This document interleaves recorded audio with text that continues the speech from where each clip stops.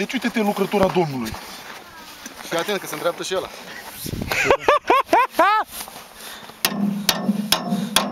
Ăla e toată schimbă. Marian, și cum se zice numește meseria asta? Tirichiciu. Marian Tirichiciu! Face, e? Bate puțin că se ducea unde e pou. Vezi? E cum eu vin la munte și nu îndrept o sanie măcar, mă? De-aia trăgea asta. Uite-te mă la ce-a făcut. Gata, să rupe cricul, să rupe cricul. Dă-l dracu în nostru, mă.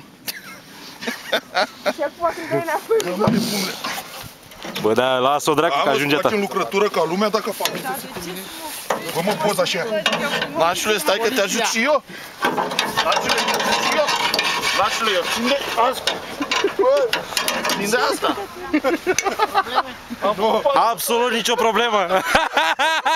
Ciocan n-aveți. N-aveți un ciocan?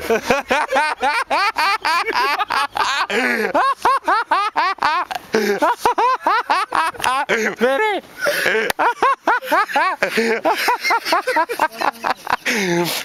Gogule, e probleme?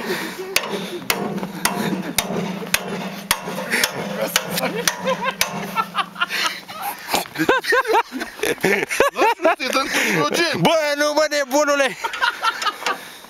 Dă-i cu hidrogen, că are. E bine, nașule, și aici? Deci uite-te tu lucrătura Domnului ce-a făcut. Păi ce mă, ăla chiar vrea întreagă de 500.000 nu-i faci ceva?